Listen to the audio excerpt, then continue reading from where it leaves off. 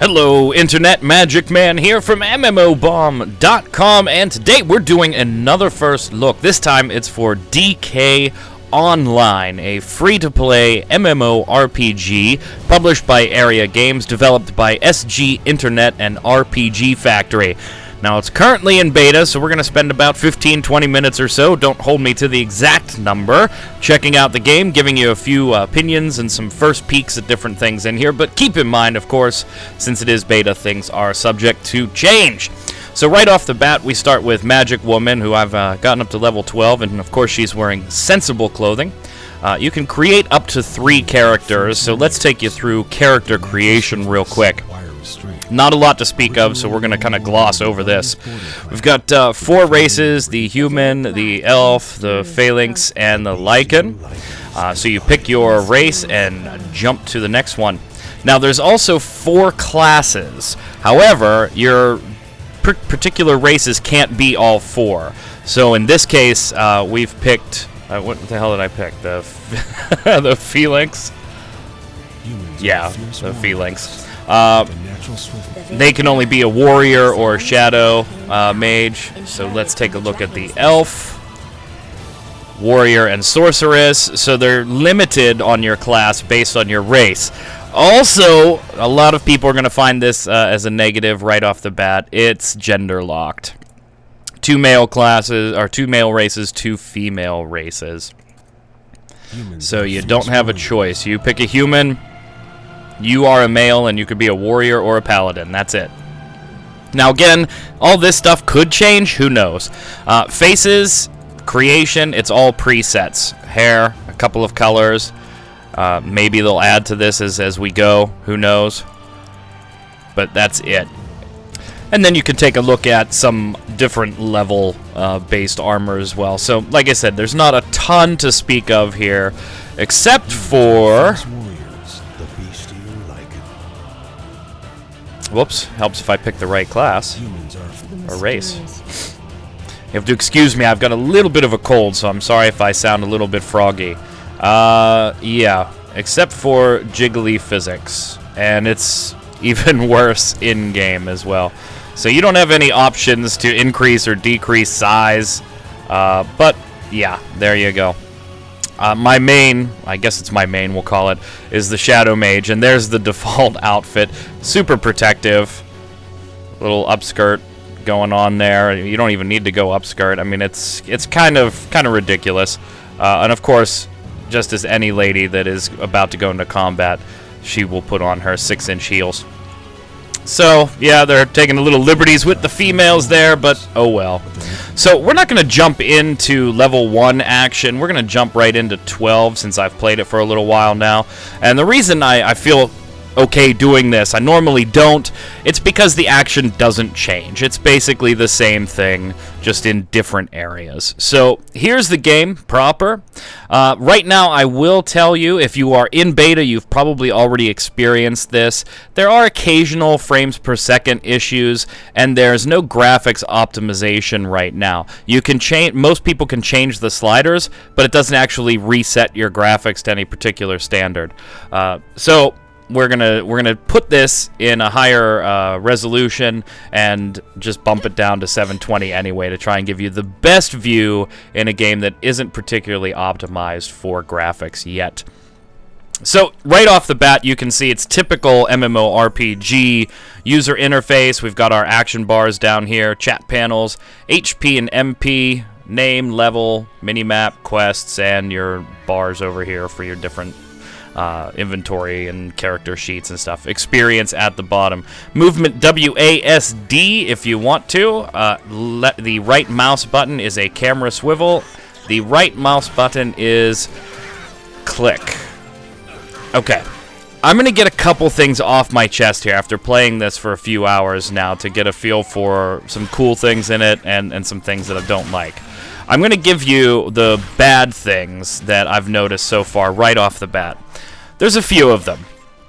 One is invisible walls. They're all over the place, and they're usually in places that they don't look like there should be a wall there.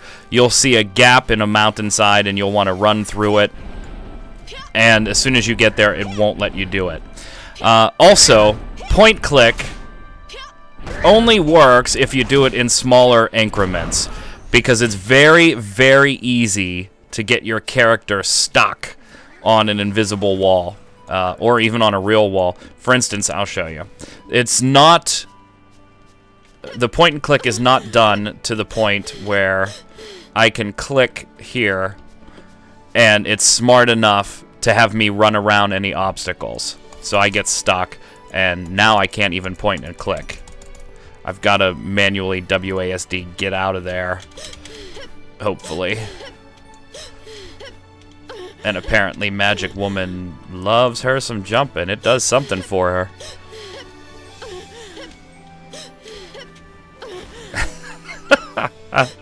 So look at invisible walls and some clipping across the top of rocks. It's annoying at times. The game as a whole, it's typical. I mean, there's nothing glaringly wrong with it besides the graphics and frames per second optimization, but that's, you know, to be expected in a beta. It plays like every other tab target game you've ever played. So tab to your target, you don't even have to be looking at it. So yeah, there's a gremlin there. I'm going to turn and face away, and as soon as you trigger the action, it spins. So it's fairly common. It's nothing groundbreaking or new or anything, and that's kind of my general feeling for the entire game. It is a quest grind. That's what you're going to be doing most of the time, is questing. For instance, right now, I am trying to get over here for goblin bones, which means I am walking the totally wrong direction. So we'll head back over there. And there's a couple different types of quests. You've got your scenario quests, which is kind of your main storyline. You've got your normal quests, or that can also be daily. And you have guild quests as well. In the game, they have a reputation point system. As you kill monsters, you can gain reputation points, and that will display up here. Not yet, though. What those reputation points can be used for is there's some skills that require them to be used. They can be used as a currency to buy certain things, or you can pull them together as a guild and make your guild stronger by pulling the points together. So there's a couple different options that you can use those for. Right now, not available. At about a little further along here, about level 20 or so, you're going to be asked to choose a faction, one of two. Right now, we're just focusing on PvE, but for you PvPers, at about level 20, you can pick one of two factions, and then you can queue up for realm PvP. There is one-on-one dueling. There's also castle sieges. So what Area Games and SG Internet and RPG Factory, more specifically, have done with castle sieges, there's currently 6 castles on the map in various cities. And in the siege battles, up to 25 guilds can attack a castle, and up to 5 guilds can unite to defend a castle. And there's a huge PvP battle, back and forth to try and take over the castle. The benefit of the castle is twofold. One, obviously, bragging rights. But then you can also, as a guild, if you are currently controlling a castle, you can opt to enforce tax rates. And there's 2 different tax methods for that as well. You can do a hunter tax, where basically a certain number of gold for anything killed within the vicinity of the castle by any player will be taken out of the loot and given to the guild, and the rest of the money will be awarded to the player. So if the hunter tax is 3 gold, and something normally drops 30 gold, it'll drop 27 for the player, and it'll guild bank the other 3 gold.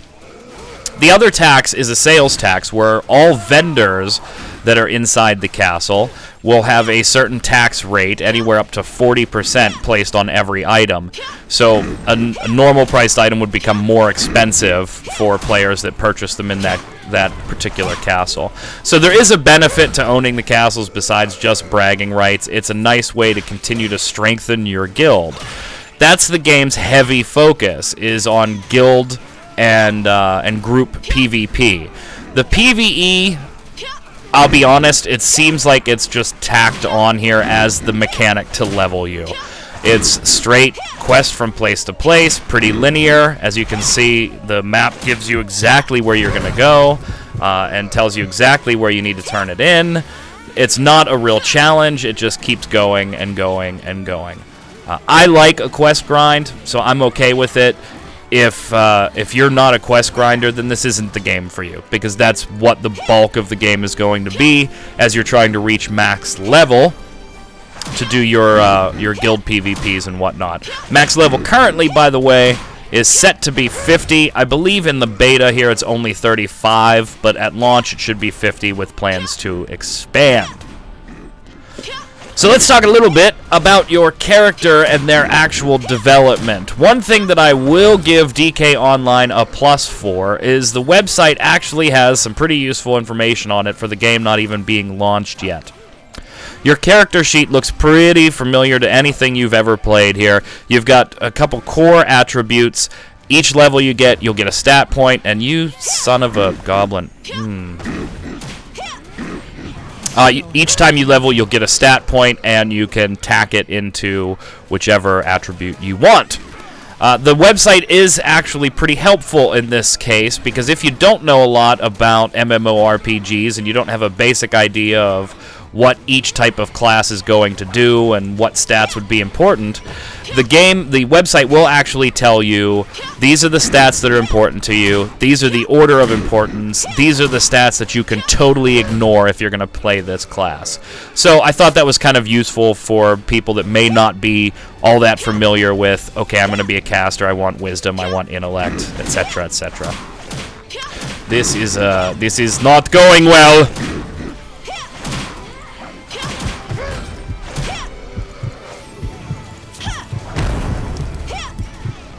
Get the heal off! Yeah! Oh, yeah. Goodbye, Elder. Oh, my buff had expired. Oh, damn, another one.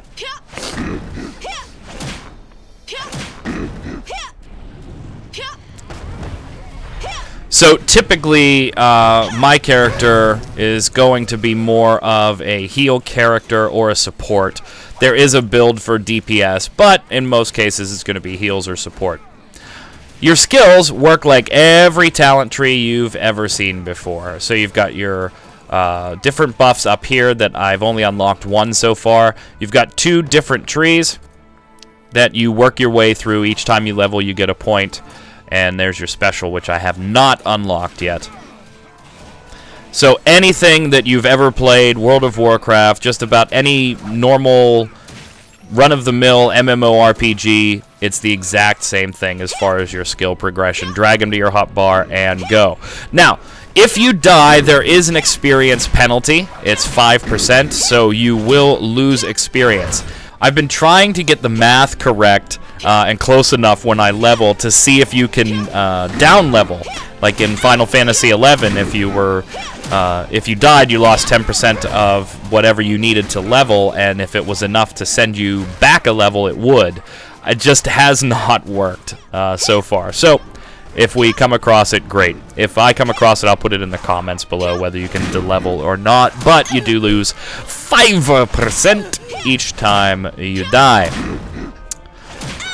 So what's the general feeling for the game? Well, I didn't hate it. I didn't love it. There's not really much that's gonna make me want to play this. I'm not big on PvP, you guys know that, so the sieges really don't do it for me. However, I can see some people being drawn by that if you're really into PvP and you want to try something maybe a little bit different from other things. The story, run-of-the-mill, old history, happened long ago, and we vanquished the evil, and then peace reigned, and many, many years passed, and all that stuff's legend, but now it's starting to happen again, and you gotta go and save the world. So it's generic story, it's generic questing, kill 10 of these, come on back, and that's pretty much it. I mean, I have fun playing it, but that's just because I like games. Graphic-wise, I'm hesitant to say that the graphics are bad. simply because there's so many optimization things that just aren't done yet. I think they could be better. They could be rendered a little bit better, but for the most part, it's not too... it's not as soon as you see it, you go, oh, that's horrible. You just maybe look at them and go, well, they're a little dated. All in all, if you're bored with some other things right now and you're not quite sure what you want to play, and DK Online's probably worth giving it a shot. A couple gig download and you're good to go. Right now it's in closed beta, so you do have to have a key or get emailed from them by signing up on their site. I don't like a couple of things, like I said, the invisible walls being one of them. The fact that my character seems to have an orgasm every time she jumps. I don't understand that either. The fact that each time I buy equipment that has a higher and higher armor value, I seem to be less and less protected if I'm a female character. So there's some odds and ends that I could do without, but all in all, it's pretty run-of-the-mill. I'm having a little bit of fun playing it. It's one of those games that I think if you had more people that you know playing it, you're probably going to play it longer. And PvP might definitely be for you. As far as closed beta events, there's a ton of them running. They're doing different kill the GM type things, find the GM. They're doing a GM escort quest where you invite the GM to your party.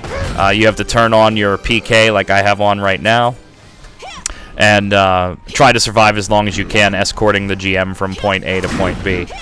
And there's a ton of various events and rewards going on. So check out their website if you want some more information on those. Look at that jiggle. Cast that unholy spear, baby. Do it. Jiggle, jiggle. Ridiculous. Oh, magic woman. There is no rest, so it's kind of just walk around and let your stuff refill or heal or use a potion.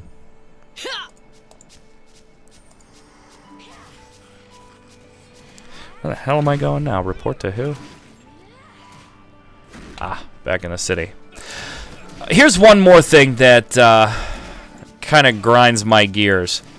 So you've got a bag for your inventory, right? And it's got all these slots that you can fill up with stuff. Great. And it's got slots that you presumably would pay to unlock.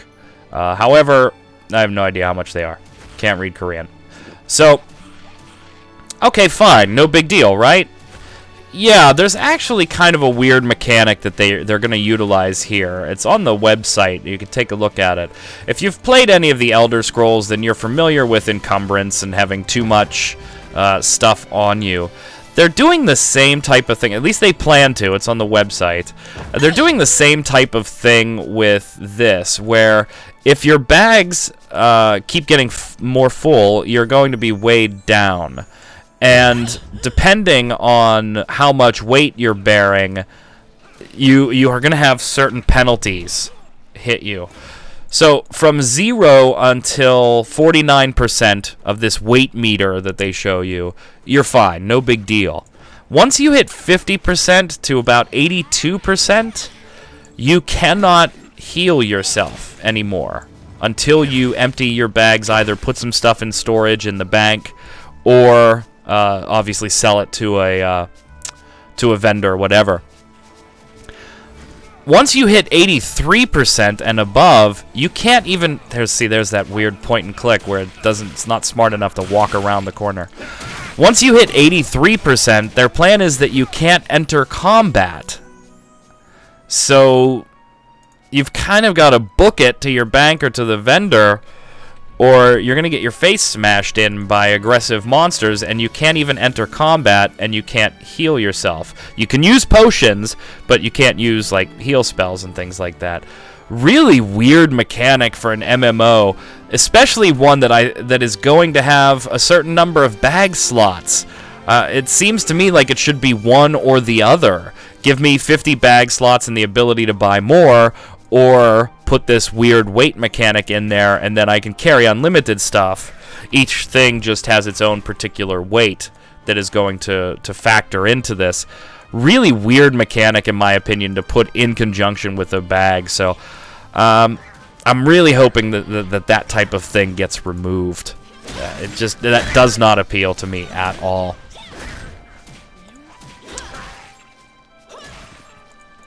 Almost there. Walk across the bridge.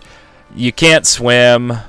You can't jump and kill yourself off of a mountain because of all the invisible walls. The invisible walls actually get annoying. Quite annoying. I'm trying to look around here as we're walking back to town to see if there's a little area that I can show you what I mean, where it looks like you should be able to just walk through, and you cannot. Is it a graphical super stunner? No. Is it revolutionary gameplay? No. Are there a couple neat things going on, particularly on the PvP side, that may be worth checking out if you're more into PvP than I am? Yes. If you hate quest grinds, is this for you? Absolutely not, because you're going to be doing a lot of the quests. See, I just had a frame rate blip right there. If you hate quest grinds, then yeah, it's definitely just not for you, because that's all you're doing. There are dungeons and raids and things like that as well, but for the most part, you're just quest to quest to quest to quest in a pretty linear fashion. All in all, there's not much I can say about DK Online that says, hey, this is an awful game, don't play it, or hey, this is the best game ever, you need to give it a try. Looking at it, you've pretty much seen everything the game has to offer as far as user interface goes, graphics go. Again, graphics could end up being a little smoother as far as the textures and whatnot once the beta ends and everything's optimized. See, it doesn't look that bad. But yeah, it's one of those games that if you're bored with everything else, go ahead and give it a whirl. And if it ends up being for you, more power to you. Can I honestly say that I'm going to play this all that often? Probably not. Simply because the PvP, which is the main driving mechanic at max level, just doesn't appeal to me. I'm not a PvP hombre. There you go, guys. I mean, that's kind of the quick overview. DK Online, currently in closed beta. What's up, Queenie? Seen a couple MMO bombers in here that have given me a shout out and said hi and talked about their opinions of the game, and we all kind of generally agree it's an okay game. No cash shop details yet, so I can't take you into that, but yeah, it's just an okay game. There you go, guys. If you want some more information about DK Online, come on over to MMOBomb.com. We've got the link for the websites there. Check out all the other content while you're at our website. We've got a number of different shows that are just launching this week, so plenty of stuff for you to view and take a look at. And I leveled, so I will show you. Now I have one stat point, and it tells you here exactly what putting the point in there is going to do for you. And then skills, like I said, same thing. We're going to go ahead and get Dark Scourge and drag it out. Level 13, baby. Yep, so check out the website. Put your comments below. If you're in the DK Online closed beta, what do you think? Have you enjoyed the game? Or are you with the rest of me and some of the other MMO bombers that are playing it right now? Is it just a pretty standard MMORPG? They're doing a lot of things. This kind of reminded me here. There's a lot of things in this game that have reminded me of Final Fantasy XI. Some of it has to do with character models. Some of it has to do with music, but the music's not as good. Like, that looks very Galka right there. Let me show you if I can find it. Let's go over to the Market District. Oh, here's one. This guy's got a bazaar type thing set up. If you're an FF11 player, you can set up a bazaar. They call them personal shops. So it's kind of borrowing from a lot of different MMOs and just kind of feeding it all into one game. All in all, not bad. Not great. So check it out. Put your comments below. Click like. Come on over to the website. And until next time, gang, stay safe. And Magic Man here, he'll see you on the servers. I just totally third person to you guys. Later.